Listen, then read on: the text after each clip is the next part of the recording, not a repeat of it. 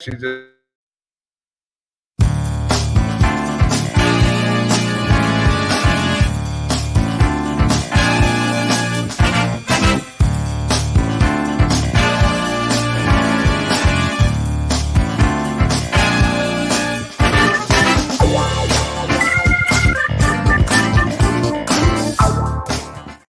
Well, welcome. Once again, we're here at McShane's, Detroit in black and white. I'm Adolph Mongo. McShane's at Michigan and Trumbull. Allan Lengel is on remote. You're somewhere in the desert. Good morning, Allan. Good morning. Good morning. Good morning, Detroit. Vanessa Moss is running for a 36th district court judge. I'm saying it. I said it last week. I didn't say that. You said it last week. I wasn't here last week. Well, but you know. 2 weeks ago. Go ahead. And this is the guy who talked about somebody's age. Listen to him. Well, he can't remember what he said 2 weeks ago. I'm just an old man trying to be relevant. Anyway, you are relevant. Okay. Anyway, good morning to Detroit and black and white viewers. Listen, if you are watching this morning, we want you to like, subscribe, and share. Like, subscribe, and share. And guess what? We welcome all the people that are watching on YouTube, Facebook Live, X, Instagram. DetroitandBlackandWhite.com is our website where you can find all of our episodes. If you're watching this morning, you want to participate, make sure you like, subscribe, and share, and you also make your comments. Okay, Jim Nardone, how you doing? Former police chief at Trenton. He's the man. I go down to Trenton, go over to Ramsey's. They love him there. He holds court.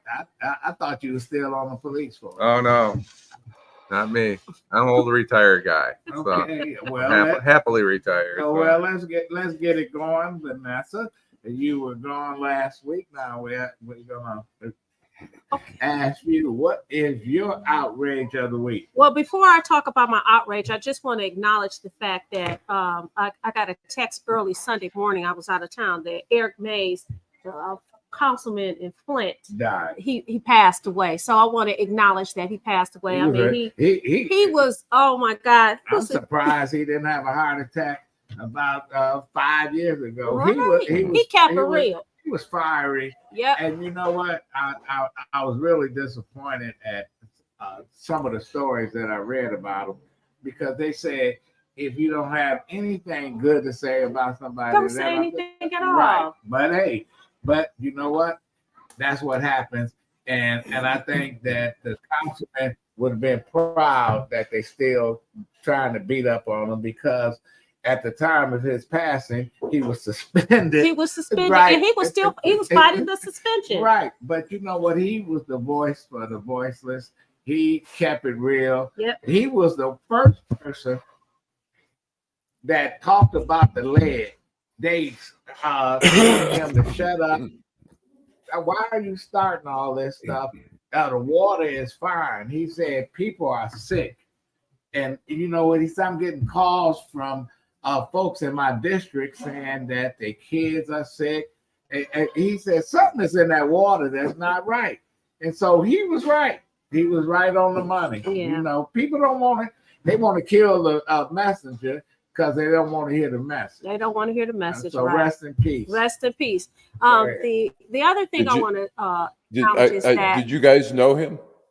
Did No. either one of you but know I him? actually He went to Michigan State. I actually tried to get him on the show. It was a matter of us not being able to coordinate. But no, I didn't know him.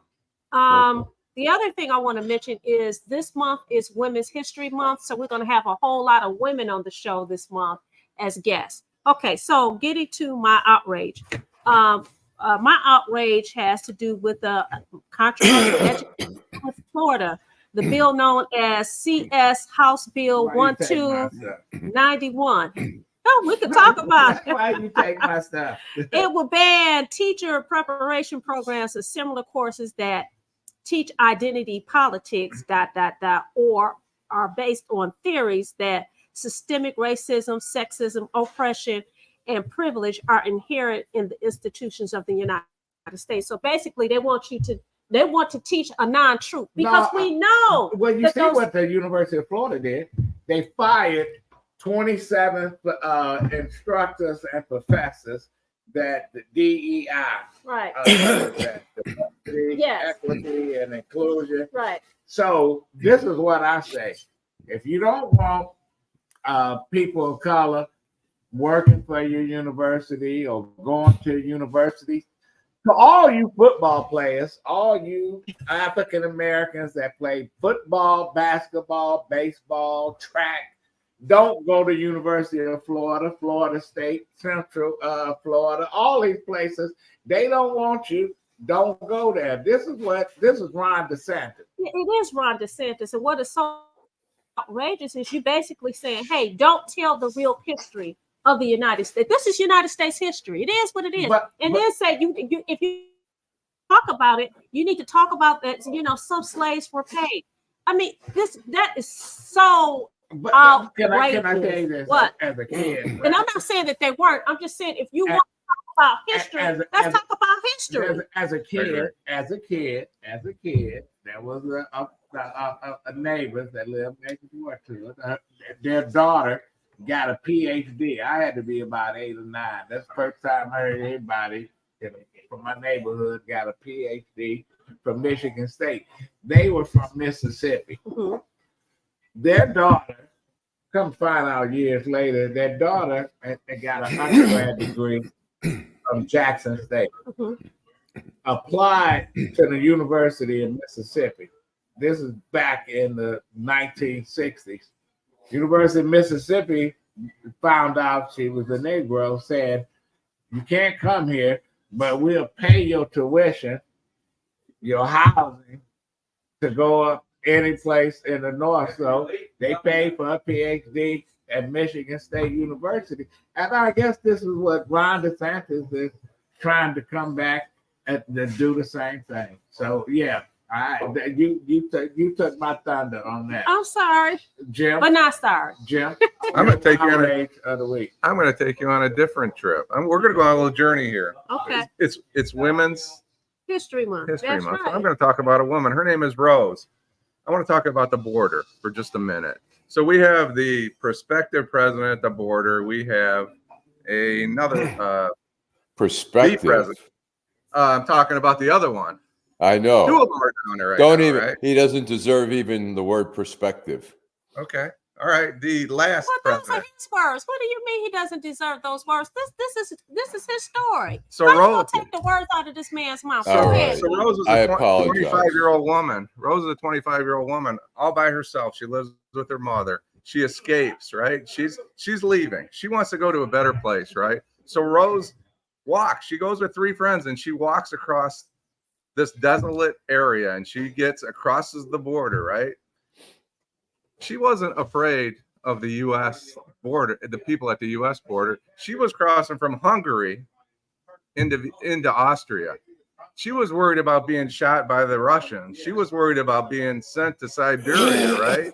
Rose is my mother-in-law. She's 92 years old. Austria welcomed the 200,000 Hungarians in 1956 when they had a small revolution. What's happened to our country is my question. Why is it that we vilify and demonize the people that are coming here for a better life? We didn't do that 70 years ago. And they all, she was in the United States. She left her home and her family on November 17th. On November 30th, she was at a place called Camp Kilmer in New Jersey on November 30th, right? So we can do this, right? Instead of just, this is by design. What the United States is doing down at the southern border is by design. I don't understand it. Why are we doing this? Why are we demonizing these folks that are coming here for a better world? Let them in. Well, And listen, in 1956, the world watched as the Russians sent their tanks into Hungary because the young people, it's always young people, Students. the young folks saying enough is enough. Because when you get old, you're saying I can't do that. I can't make those decisions. So I'm just let it go. But young folks are not going to take it until until these young folks take over this government and kick out grandpa and crazy man, you know what? We still gonna have that problem. Let me say this. I'm in the middle of the road. I think that if there is supposed to be a process, that process needs to be followed. If there's a process in place, follow the process. I'm not saying you're not welcome to come, but to follow the process. But they make it chaotic. But you know what? They make it chaotic. I agree. And that's where I agree with Jim in that it is by design. They want it to be chaotic. They want us to be in this position of being outraged, confused, mad about how you treating other human beings. But you know what? Because it doesn't have to be that difficult. But you know what makes it so sad about all this? Ron DeSantis' family is first generation immigrants. Ted Cruz, daddy fled Cuba because he was trying to overthrow Castro, went to Canada, married an American. And these are Nikki Haley, first generation. Her parents came from India. They the main ones that don't want other people to come here. How do you think this country was founded? Because of immigrants. And when I tell folks, I said, why would you have a two-tier system where you allow Cubans to come in? As soon as they get on the beach, they can come in, but the Haitians get on the beach, you put them on the Coast Guard cutters and send them back to Haiti. Haiti is a hellhole right now where the gangs are controlling the country, and we need to accept. You don't need to accept criminals. Let me ask you this though: do you think it should be a process? There absolutely needs to be a process.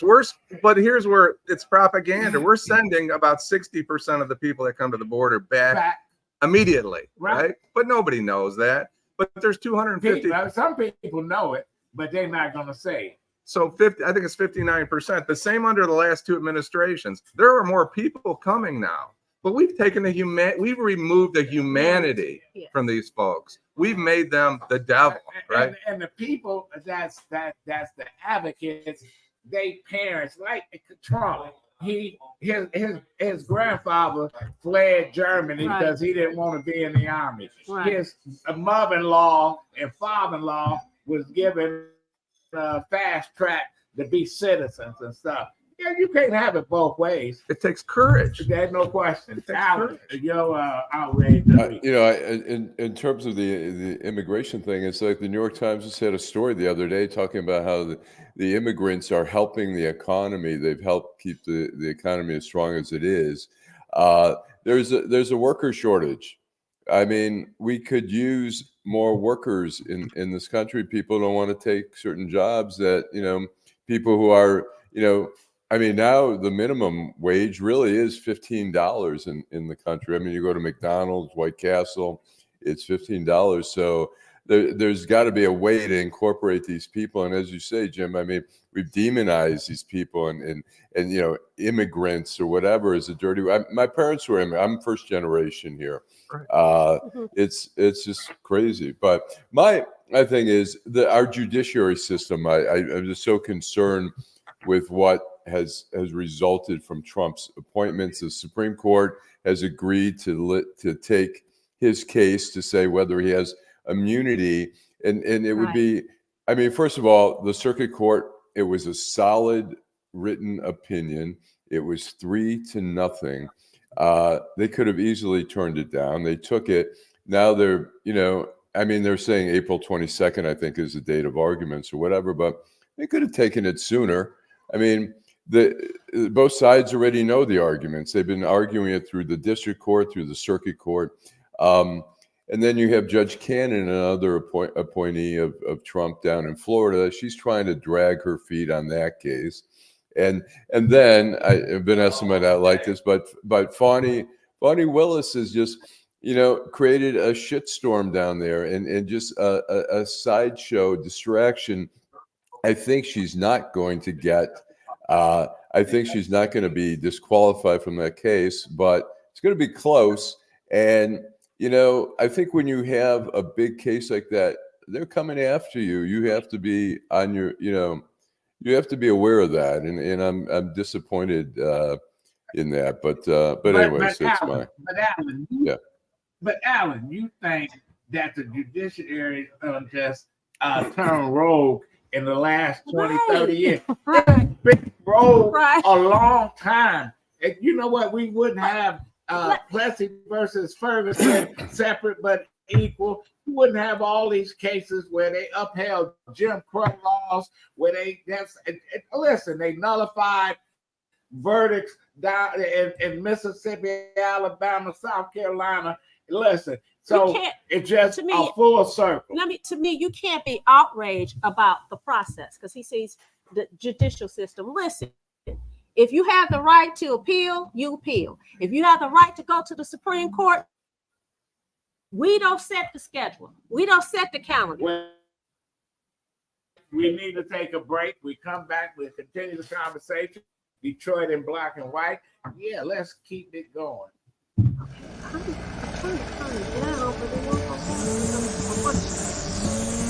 Thanks, Charles, for letting me use your garden supplies. I'll make sure I put it back in the garage. Man, tending to that lawn is a lot of work. Tell you the truth, Jim, I'm more concerned about keeping this house. What's going on? Well, you know, Sarah lost her job 2 months ago, right? Yeah. Since we lost that income, the bills have been piling up, and we're so far behind. I don't want to lose the house because of back taxes. I don't know what to do. I understand. The same thing happened to my sister and her husband when he lost his job. Do you know that the Wayne County Treasurer has plans and programs to help people stay in their homes? No, I didn't. Tell me about it. Yeah, go to www.treasure.waynecounty.com to see if you qualify. What's that site again? www.treasure.waynecounty.com. Got it.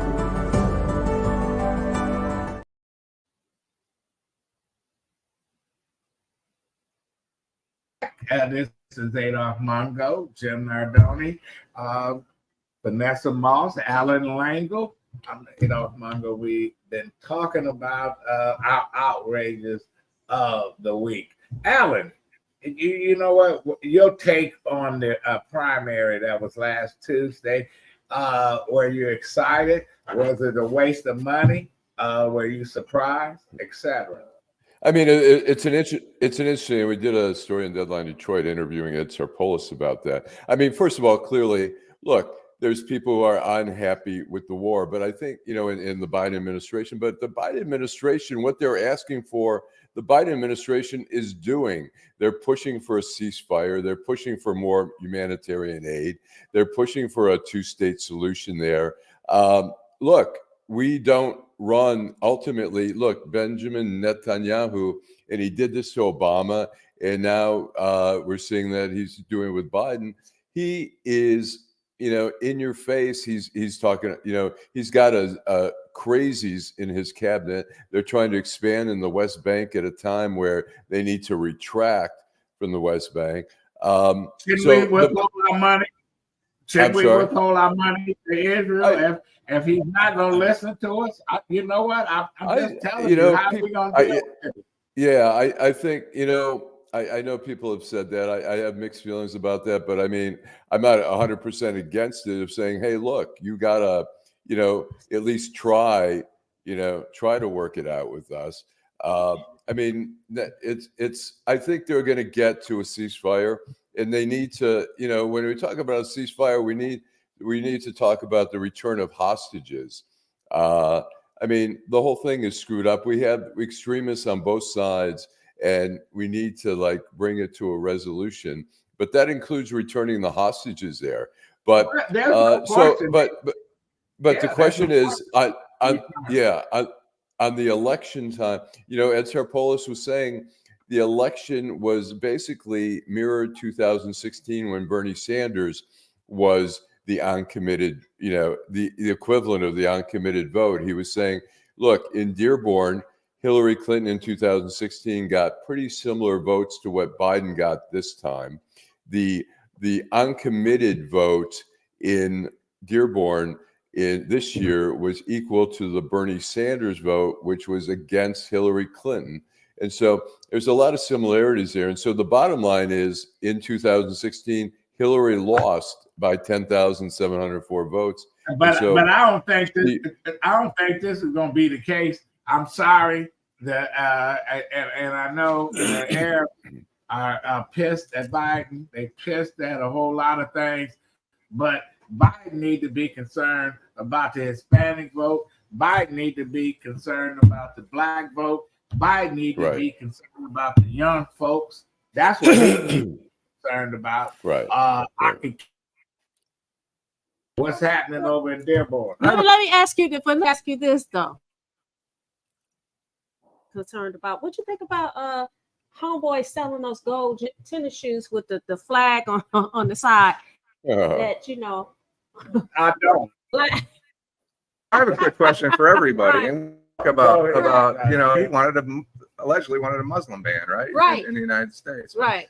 I guess my question to everybody, aren't you troubled that we're not going to give the people of this country the right to reject Donald Trump? So we're going to try and keep him off the ballot.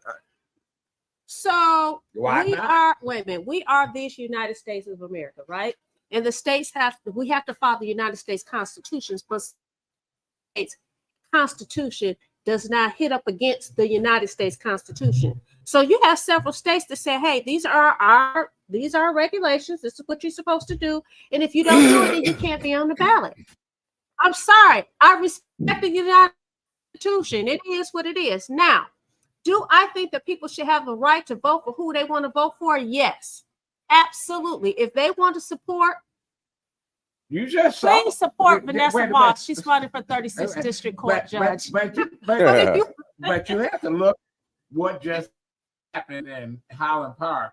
The treasurer of Highland Park lied when she filed for re-election. She took advantage of a program that's supposed to give low-income folks an opportunity to buy a house. She bought the house, got $90,000, been doing it since 2012, got found. The judge say, get your ass out of office, and you're supposed to kick them out of office. But to Jim's point, he said that, you know, don't you think that people deserve to they don't do it right. But if you don't follow the rules, then your name just doesn't appear. That's just like me collecting names on a petition to get on the ballot. Y'all know I'm gonna bring it back around.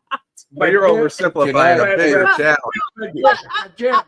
But Jim, as a former police officer, if you got an assault charge or a domestic violence charge against you, you can't. Can you be certified as a cop? You probably can today.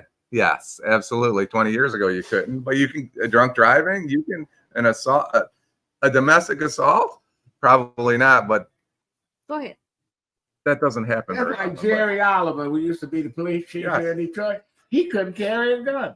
Right. He had about 5 or 6. Why would you hire a guy that had 5 or 6? Because we can, assault? and because I could, and that's what I want to do. Listen, I'm not even running for that office, so don't ask me that question. But I do think I will say this. But that's what's wrong Jim was saying about the guy being on the ballot. For Prater, if you're going to vote for him, vote for him. I am going to support him. I got a question. I have a question here. We have a comment here. I'm sorry. Let me get this one here. Derek Henry. I'm curious what your guys' reaction. He says Biden and the Democrats are trying to replace Black Americans with illegal aliens. We are paying them $1,000 a month debit cards. Poor Americans, the homeless, veterans don't get anything. Reparations. What you guys have any feelings about that? I don't know anything about it. I don't even. Yeah. You know what? In all fairness, I don't know anything about that. But what I will do is I'll do my chance and find out what he's talking about it next week. But I can't give an opinion on something that I'm not aware of. Be saying all kind of shit. Money to folks that coming over here, they getting benefits, they getting insurance and all that, and you know California is going to give undocumented immigrants coming home. Immigrants health care. Wait a minute, they coming home. They coming home. Oh, okay. That's I'm just saying. That's reparations. That's reparations to we stole California, New Mexico, Arizona. I didn't steal Texas. You can say it, but I didn't So they steal coming nothing. home. I'm not advocating for illegal immigration. I'm not advocating for that. What I'm suggesting is it's not their fault. It's the United States government's fault that we can't deal with the problem. In 1956, if we can do this, all right, with the technology we have today. No one's going to tell me we can't process 250,000 people a month. But you know what? In 1956, that happened in Hungary. In 1968, the same thing happened in Czechoslovakia. Right. And when Russians went in there, nobody said nothing. Right. See, but nobody look at the history. The Russians have went in and suppressed folks, killed thousands of folks. They're not doing it, and people saying we should give Ukraine money. You know what? If you look at the history of Ukraine, they were pro-Germany, they were pro-Nazis, but this was a whole different government today, because if it's Ukraine today, it's Georgia tomorrow, it's Poland the next day. And you know what? They got Putin. And folks saying that, we got folks over here in Congress saying they love the guy. You know what? And so, man, it's crazy. The poor Hungarians, they went, I'm sorry. Go ahead. They went from the Nazis to the Russians, right? And now they got a right-wing Nazi that's the president right now. Allan, what's your take on it? What's your opinion about the question? Tell me again what the question is. You're the one who read the question. Huh? Oh, about the money. The immigration thing. I look. I think that I'm sorry. I was reading the comments. I was trying to juggle some things. Okay, great. But I would say and throw the comments out there. Yeah. But I think first of all, I think when we talk about Biden, first the allegation is Biden replacing black people. There's enough room in this country for both. I think that kind of attitude has been like that for generation and generation of people, Americans saying, oh, the immigrants are taking our jobs and stuff. There's more jobs. There's a worker shortage here in this country. So I don't feel that, I feel like, as we demonize these people where we need these people, and the Senate was trying to put a bill in there that would process people quicker, and that, and Trump sabotage that because he wants to use that. He doesn't want Biden to look good. I mean, what kind of country is this? What kind of politicians are they when they're like so worried that they're willing to let the problem get worse and worse because they want to let their crazy cult leader try to get back in the White House? I mean, look, the guy is a criminal. He's a criminal, and it's just insane that any other candidate would have ever had 91 criminal charges and still be a viable candidate. Not only viable, but the candidate. I mean, it's insane. But Alan, But Alan, you look at the history of this country, and you that if we elect folks that been members of the Ku Klux Klan, the White Citizen Council, that have led lynch mobs, they've been governors, they've been Congress people, etc. We don't allow Nazis to come in here after they shot up everybody over in Europe. And you surprised? I'm not surprised. I'm not surprised that we got Mitch McConnell and those jokers up there in. Yeah, I mean, that's why when Democrats is in control of the House or the Senate, they need to push their agenda, and they don't do it. They do not do it. Republicans get in there and say, you know what we're going to do? John English said, I'm closing all facilities. He did it. Yep. You guys are freezing a little bit here. They top them off in the city, but they do what they say they're going to do. But Democrats, we can't do that. You can't vote for Biden. Arabs say, we ain't voting for Biden. We're going to send a message. They sent a big message and not voting for you. So, but you know what? We got. They said we're not voting for you, or did they vote uncommitted? They didn't say anything. Well, one way or the other, basically. Well, that's basically. Listen, and I'm mad at you. We're holding our vote hostage. We're holding our vote hostage until you do this, that, and third. Which is different. Which is different than something that Eric always talk about. He talk about the African American demand nothing. We demand nothing. Okay. Hold tight. We're gonna give you our vote. Tight. We're gonna take a break and we're gonna come back and we're gonna talk about how we can meditate. By the way, before we break, I'd just like to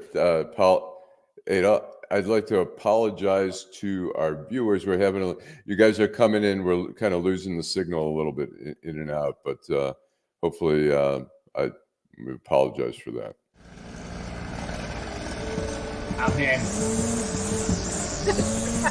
Thanks, Charles, for letting me use your gardening supplies. I'll make sure I put it back in the garage. Man, tending to that lawn is a lot of work. Tell you the truth, Jim, I'm more concerned about keeping this house. What's going on? Well, you know, Sarah lost her job 2 months ago, right? Yeah. Since we lost that income, the bills have been piling up, and we're so far behind. I don't want to lose the house because of back taxes. I don't know what to do. I understand. The same thing happened to my sister and her husband when he lost his job. Do you know that the Wayne County Treasurer has plans and programs to help people stay in their homes? No, I didn't. Tell me about it. Yeah, go to www.treasure.waynecounty.com and see if you qualify. What's that site again? www.treasure.waynecounty.com. Got it.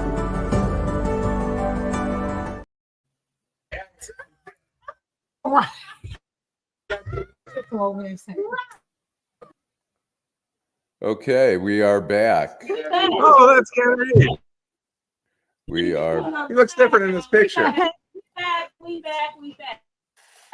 In celebration of Women's History Month, we have Miss Leslie Ann Prater, who is on the show today. Now, let me tell you my personal experience with Leslie. Leslie is personal. Pandemic. I started working out online. Yes. And within a year and a half, my body was completely different. Yes.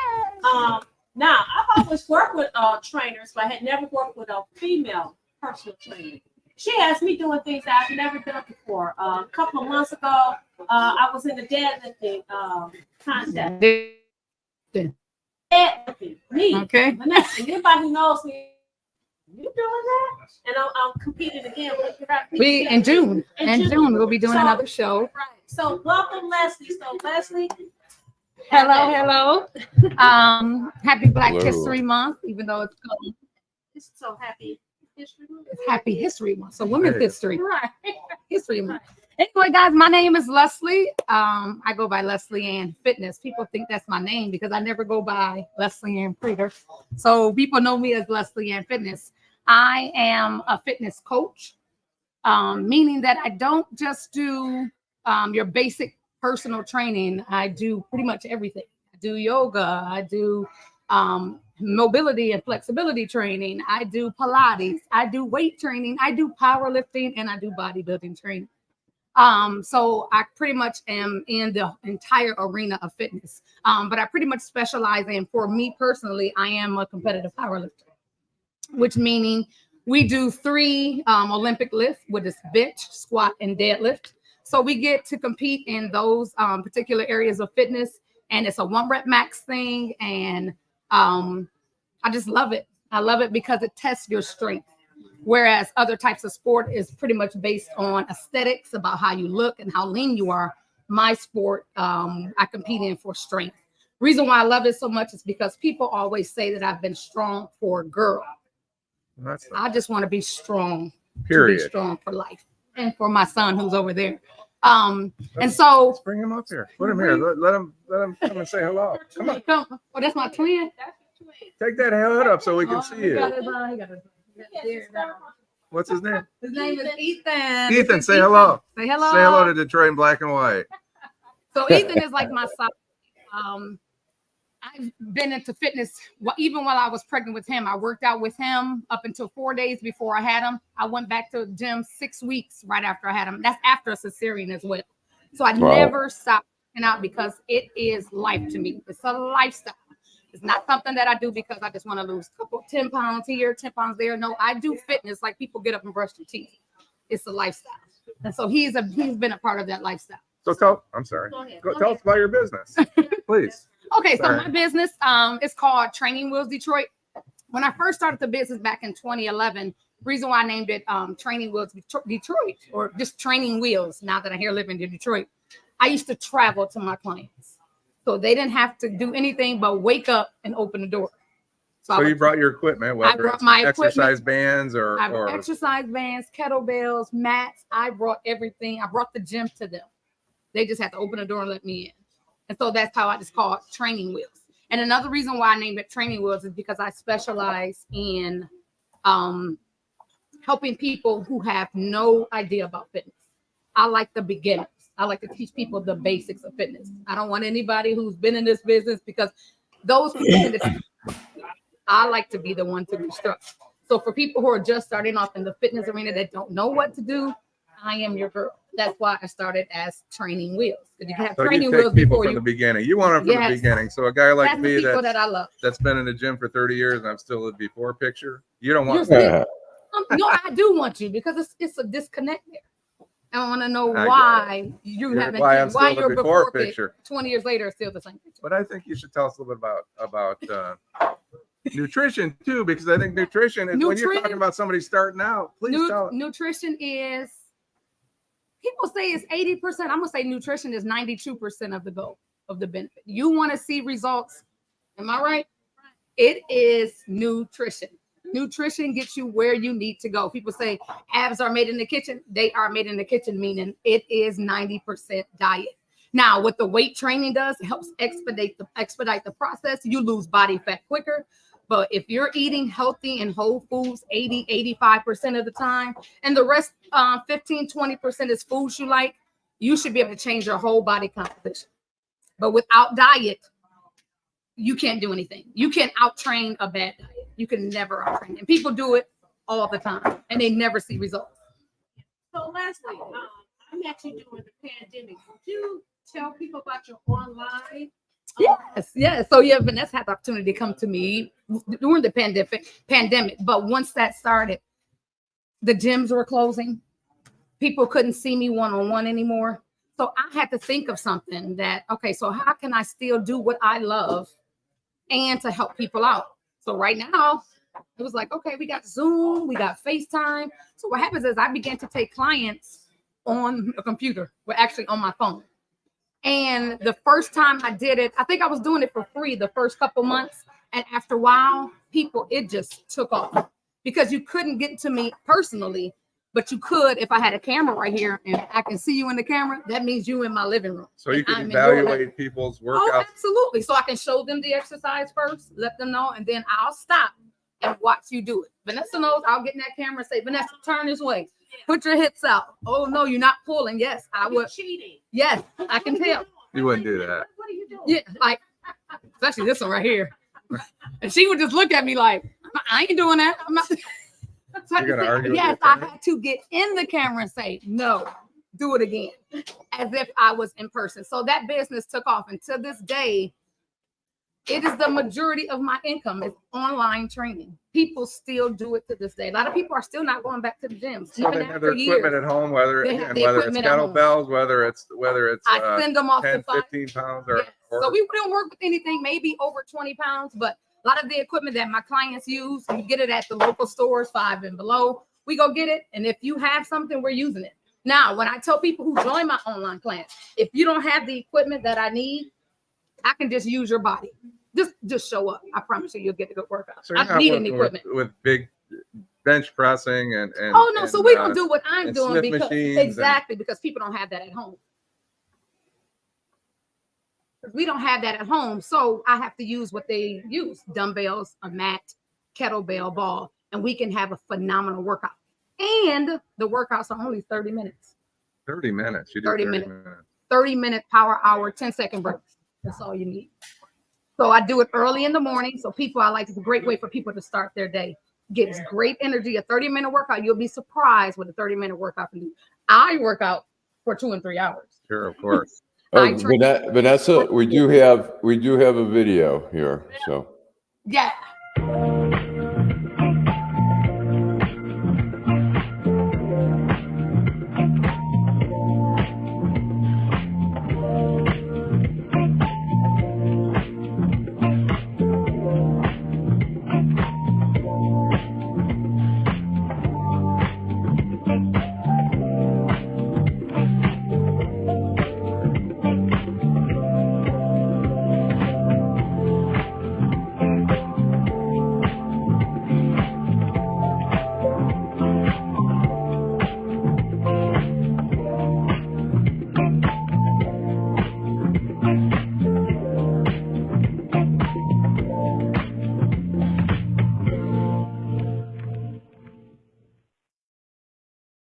There I am.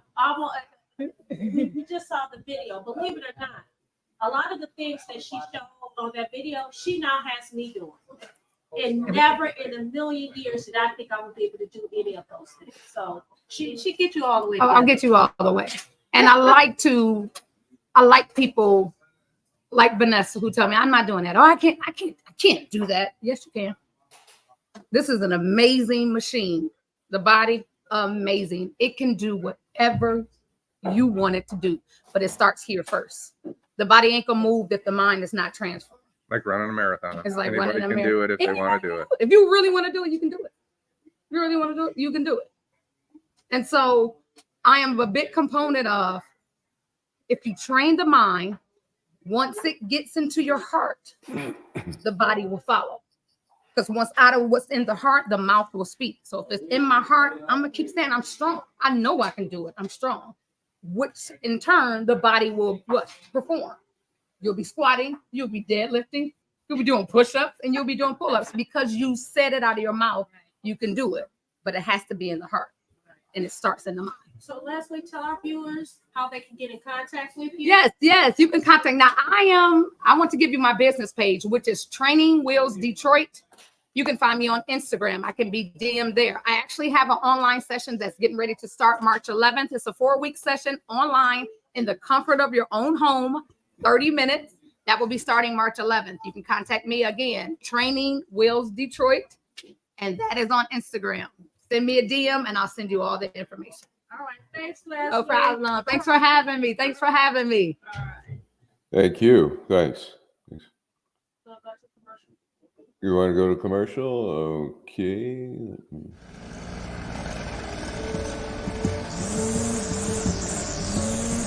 Thanks, Charles, for letting me use your gardening supplies. I'll make sure I put it back in the garage. Man, tending to that lawn is a lot of work. Tell you the truth, Jim, I'm more concerned about keeping this house. What's going on? Well, you know, Sarah lost her job 2 months ago, right? Yeah. Since we lost that income, the bills have been piling up, and we're so far behind. I don't want to lose the house because of back taxes. I don't know what to do. I understand. The same thing happened to my sister and her husband when he lost his job. Do you know that the Wayne County Treasurer has plans and programs to help people stay in their homes? No, I didn't. Tell me about it. Yeah, go to www.treasure.waynecounty.com and see if you qualify. Say that again. www.treasure.waynecounty.com. Got it. Of the nursing home. All right, we are back. Oh. We are back. If you are watching today, we want you to like, subscribe, and share. As I indicated at the top of the show, we're celebrating Women's History Month. So basically, I'm running the show anyway, right? But I'm running the show. You're the star. What do you mean you're on this show? So like... we have another Leslie on here. Now, Leslie Ann talked about it being in the heart. We actually have somebody that represents love. We have former state rep Leslie Love, who represented the 10th House District. 10th House District. She is one of my sorors, Sigma Gamma Rho Sorority Incorporated. That's right. And I thought it would be nice to ask Leslie to come on the show. When I made contact with Leslie, I did not know that she was running for Senate, U.S. Senate, but she indicated that she suspended her run. Right. But we still wanted her to come on to the Yes, show and talk about Leslie, her work as a state representative, her work in domestic violence, and guess what? She's a comedian. No way. Everybody knows that I love comedians. My father was a comedian. Oh my goodness. So, Yes. she's on Comic Yes. View, Yes. right? Yes. She was on Yes. Comic View and Def Comedy Jam. Not Def Comedy Jam. I toured internationally, Comic View. Comic View. Yeah, in every club back, I came up in comedy in the heyday of Detroit comedy clubs. And so we had about 4 of them operating, and bars like this that we're in, we come somebody have a comedy night. And I got to tour internationally with Cedric, not international. I did tour internationally, but I also got to tour with Cedric the Entertainer on his Bud Light Presents comedy tour. So did Impressive. comedy, did some acting. Right. And I have operated in this political space. So I have a large breadth and depth of experience. And so all of that was not wasted because I needed it to navigate this life, and particularly my career in public service. Okay. So, Hey, Leslie, I have a question. What comedians have inspired you over your lifetime? When I was very, very young, there were 2 comedians that really stuck out to me, and that was Whoopi Goldberg and Tracy Allman, because they played these characters. And I thought, wow, that was fascinating to me. So those were the 2 right off the rip that And how about today? How about today? Are there any comedians? well, Whoopi is still alive. So her today, I am very, very much infatuated with Dave Chappelle. And I used to didn't like D.L. Hughley, but he does actually a lot of political commentary that I like, as well as George Carlin, who, rest his soul. So that's who I like today. But a lot of comedians are up there that I really like are from my time back in the day. I don't know a lot of the new up and comers so much because we paid a different kind of dues. I like that when it comes from a young lady talking about back in her time. Well, thank you. So I'll take I'm going to pivot a bit. I want to ask you about your political career, in particularly your career as a state rep. And I'm also want to ask you about your take on what's going on here in Michigan in terms of the U.S. Senate race. Ooh. Yeah, get right into it. I know. Get right into it. So, running for U.S. Senate was really important, and it mattered to me. And I think representation matters in a political space in America. But since I'm in Michigan, particularly in Michigan, there should never be a table politically where we do not, as African Americans, have representation. Understanding the history of Black people in America of making these United States the United States.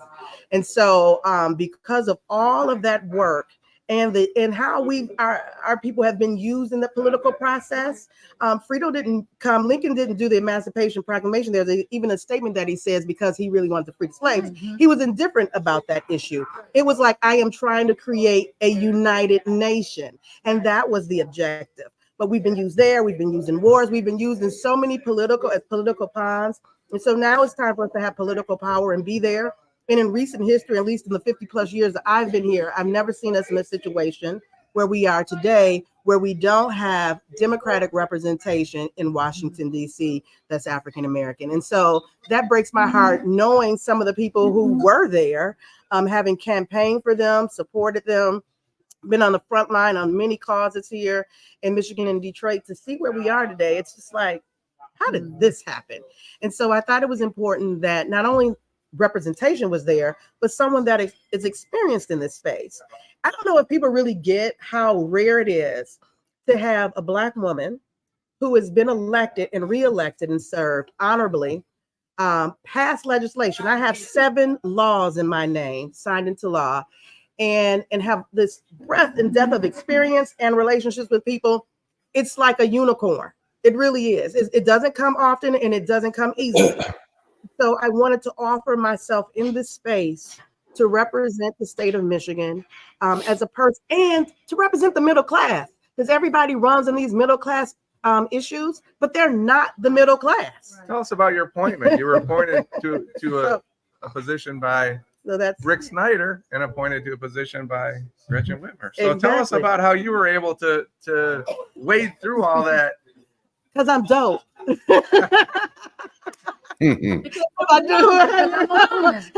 a woman. All right. It really is. I love people, and when it comes to politics, there are issues. There are real policy and issues that we argue, we fight, and I take you to task on. And I'm a fair fighter. You know, my word is my word, my yes is yes, and my no is no. But and I think they saw that about me. I'm a fierce advocate for things that I believe in, and so Governor Snyder saw that, and he saw the work that I was interested in around the professional trades, the skilled trades. And so he appointed me to the Michigan STEM Council. And then when the pandemic hit and what was happening to our seniors and people who were in nursing home or long-term care facilities, because my mother was in one, that really, you know, I was fired up about it. And she's like, hey, I'm going to put you here. But she's also appointed me to the Natural Resource Commission. And I was the first African-American woman talking about Women's History Month on the other side of Black History Month. I'm the first Black woman in Michigan to be appointed to the Natural Resource Commission. So it was a joy to serve. I do miss those monthly meetings. And I think that appointment came because I was co-chair of the Sportsman's Caucus. So I was hunting and fishing and doing all that fun stuff and really getting to know our outdoors and wetlands and lakes and rivers in Michigan. What were some of the issues there in terms of the natural resources? What were issues that you were dealing with? Deer hunting. It is oh my God, the sicknesses with deer, there were the words are losing me now. When you're in the midst of it, you know all the buzzwords. But we have infected deer, and so that was a big thing. People wanted that and antlerless hunting. So there were hunters who wanted to hunt the deer with the antlers because you men folks just got to take home a trophy. And we're like, don't hunt the deers with the antlers. Let them grow up and live some life. Hunt the does. Hunt, And so that was a whole issue around where to hunt and whether or not you should be hunting antlered deer. So we have a Democrat that knows how to handle a firearm, and I was so excited that we have a Democrat that knows how to. There's lots of Democrats. That's why we probably can't get any legislation done, because people have their firearms and it's not. And I'm glad that you're honest about that, because that is probably, I'm sure that is the reason why there's no legislation you can get it done. Because there are people who stand with supposedly the Republicans. They believe in their arms. They believe in the right to bear arms. And they do not want to have restrictions. And I think we talked about this before. I mean, you can do all of this, as far as I'm concerned, you can do all of this. What word am I looking for? You could look at people and have them take a test or whatever, and to determine whether or not they should be able to carry. That to me is just a waste of time. You never know. You never know. But everyone should be required to take firearm education, safety education, and be certified. I don't care if you want a handgun or a shotgun, a semi-automatic weapon. Everyone should take the education certification. I had to take it so that I could hunt and carry my rifle, in the woods. Just, I have my little piece of paper. It's not, it's just, but it takes you to a lot, like understanding how a bullet, when you hit pull the trigger and the pin fires, all of how that the combustion of a Yeah, bullet happens. right. And then understanding sight lines. So I see the deer, but what's behind the deer? Right. And you know, and just the awareness of where you are and how to carry your firearm, all of that. So every single person who owns a gun needs to have at least that firearm education, just like everyone who operates a vehicle has to have some vehicle operating education. So I think that's one thing that we really that's a law that could have been passed. It's not passed. Hunter safety. Yeah, You're talking yeah. about. That was And that should required be- for people under 18 at one time. Yeah. Right. And then There- shouldn't that be it's required everyone. before purchasing? Before purchasing. Because I've bought And in my class, because I did firearms my and they just give it to you. Right, They don't give me right. no education. You, Right. you find that out on your own. Yeah. So I think the Which is- education it is- before it's terrible. That I think is an injustice. And then you learn reverence for what it means to fire off that bullet and what it means. Yeah. And Mhm. responsibility too. So yeah, we could do better in that. It's just first, can we educate ourselves? Yeah. You have another question? I don't. I'm good. Leslie, you have a question? I do have a question. So Leslie, what's next? What's on your agenda?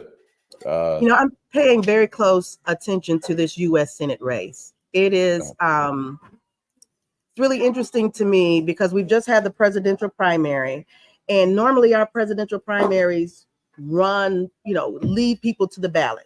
We won't have that in August. No. And so we're looking at the top of the ticket, that U.S. Senate seat, to bring out voters. Right. And there's not a lot of enthusiasm about either one of our candidates that are our U.S. Senate candidates. They're both outer towners. They both come from elite situations.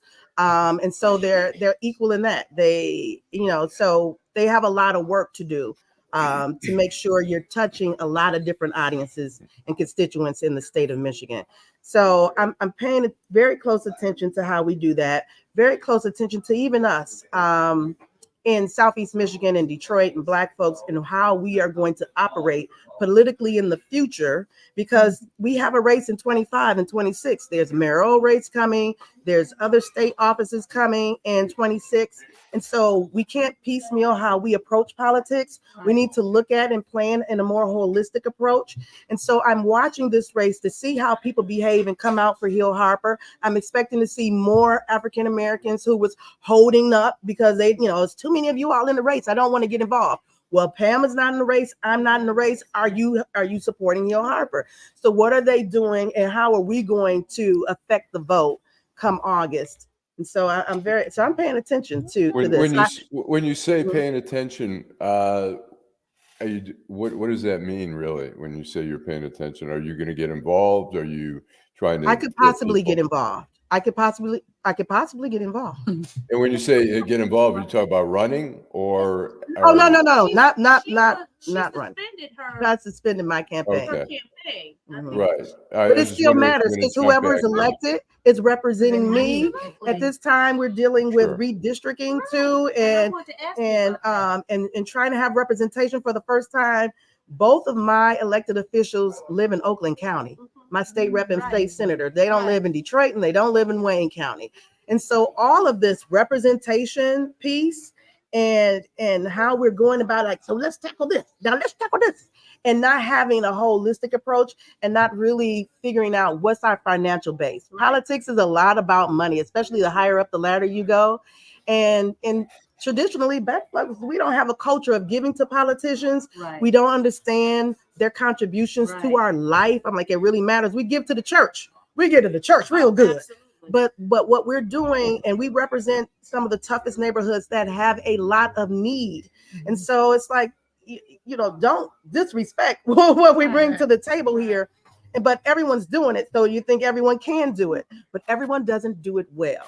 And so we want to make sure I'm paying attention to cultivate the next leadership, to do that, to make sure I'm helping the right candidate, and to figure out the financial mechanism that makes us viable in this space where people keep putting dollars before lives and individuals and people. So yes, I'm paying attention to it all. Leslie, I have another question. Can we expect to see you? Can we expect you to see you on stage anywhere in the future? You never know. Look out for Leslie Love. She could be on a stage. A great stage on a name. microphone at a table in a bar near you. It's a great stage name. It's a great. Right. right. Well, Leslie, Got a and gorgeous Jim, name, girl. we Yes, we are do. wrapping up the show for today. Thank you, ladies, so much for coming to celebrate Women's History Month. I do want to make sure that I let our viewers know that there is a parent town hall meeting tomorrow addressing the educational crises. It is tomorrow, and it will be at 13031 Chandler Park Drive, Detroit, Michigan, 48213. So, parents, go to that parent town hall. We talk about education all the time on the show and the plight of education, in particular DPS, so DPSD, CD. But go to that parent town hall meeting. We're going to wrap it up. Allan, what are your final thoughts? My final thoughts are, I just want to say, the Michigan primary, I think it's great that people got out for a primary. And even if they voted uncommitted, I think everyone's trying to express their opinions. And the uncommitted, if it makes Joe Biden work harder, if it makes we have to hold all the candidates accountable. And so it's great to see. It's better to vote something than not to vote at all, I think. Mm-hmm. Just very quickly, Kenneth Reed is in the house today, and I'm happy he's not commenting, and we're missing his comments, but he's in the house today. So Kenneth Reed is a friend of the show, and we're glad to have him on scene today. That's all I have. This is Kenneth. He looks a lot bigger than he looks on the screen. Take my All right. I know Kenneth Reed. Kenneth Reed. Hi, good morning. We're wrapping up. So give your final thoughts. You were sitting up there talking to Adolph. Y'all over there chopping it up loud. Be quiet. What's up? That's kind of a reunion of sorts. My final thoughts, I would suggest that for those who are out here, whether you voted uncommitted in the presidential primary, we got to bear in mind that we got to get our acts together because November will be here quickly, right? And for myself personally, I did vote for Biden in the primary because, in my opinion, an uncommitted vote is almost the same as not voting at all.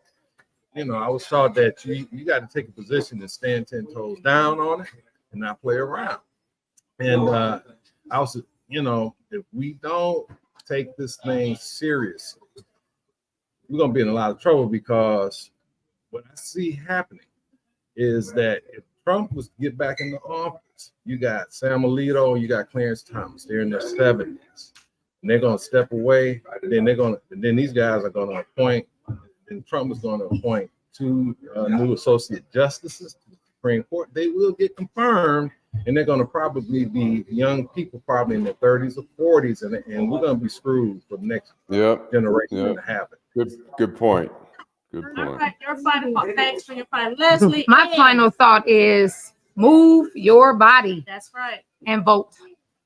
Yes. Leslie Love. So my final thought would be that we have to take care of our head, our heart, our hooch, and our gut. Live your truth, and love on yourselves and each other a lot more. My final thoughts is Vanessa Moss will be on your ballot for judge for 36th District Court. You see those petitions out there? You sign that petition so that my name will go on that ballot. Vanessa Moss, judge for 36th District Court. I adopt every one of these final thoughts. Are you going to give a final thought or not? Nah, the final thought is you have took over the show and we love you. Leslie Love? Yeah. You know my wife loves you. You know her, right? Dr. Allan Mongo? Yes. You didn't know who that was? Well, only the Mongos are all related, right? Yeah, we all related. Like I'm related to all the Loves, apparently. Right. Related to, yes, we're all related. You related to Brian Love? We're all related. That's my cousin from my other cousin. You know. Anyway, Kenneth Reed, thank you. And Thank you again. And thank you, Leslie. No problem. I need some I need to be working out. Don't we all? Jen Nardone, thank you. Yeah. Teresa, Allan Lengel, enjoy your time. You know Thank what? you. It's Detroit in black and white. And thanks. Thanks. Bob Roberts here at McShane, Michigan and Trumbull. We hope to see you next week. We'll be here. Thank you. Thank you. Thank Thank you. you.